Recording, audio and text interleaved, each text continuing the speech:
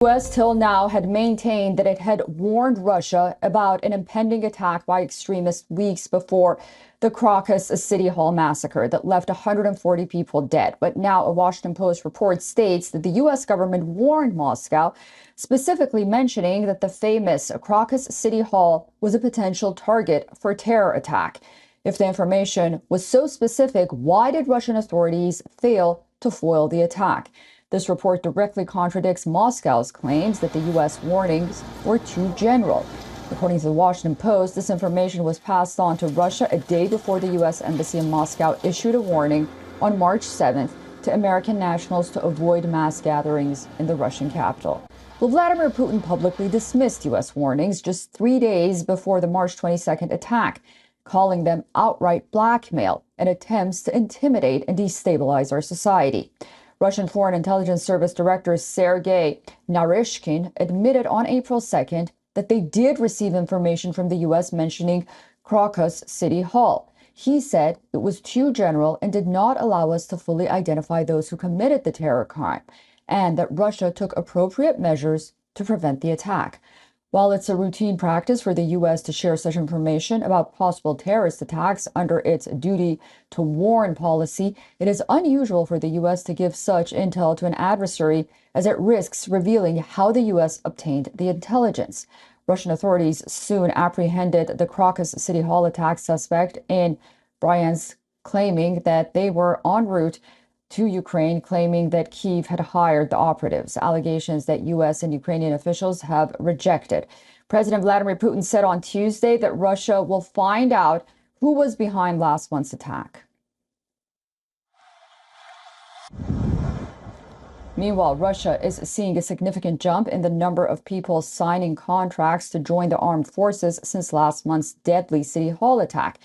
Russian Defense Ministry said that more than 100,000 people have signed contracts with the military since the start of the year, including about 16,000 in the past 10 days alone.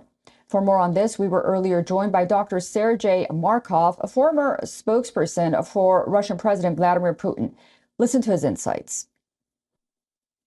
First of all, Russia doesn't trust to the American intelligence service because, first of all, they're enemies of Russia, and secondly, because they support clear terroristic regime in Ukraine, which organized already dozens of terrorist attacks on the Russian territory, and thirdly, because United Intelligence Service already have been lying in many cases, including famous accusation of the head of the Iraq that Iraq has a mass destruction weapon.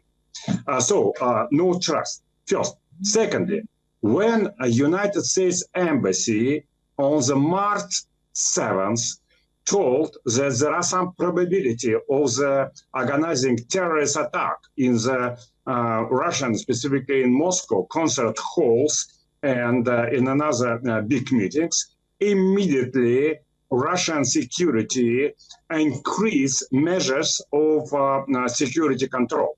It was realistic information because also the Russian presidential elections had been scheduled for the March 17th, so just 10 days. According to our general vision in public, this terrorist attack has been organized and should happen on the March 9th, exactly in Crocus City Hall, where famous patriotically oriented Russian singer with a nickname Shaman, who is also public spokesman for Vladimir Putin during this presidential campaign, give a concert. But this terrorist attack didn't happen because in a very big increasing of Russian security measures. But after elections happened, of course, Russian security cannot keep the biggest level of the security measures forever. So after the election, these measures have been decreased. And terrorists used this new situation and organize such terrorist attack.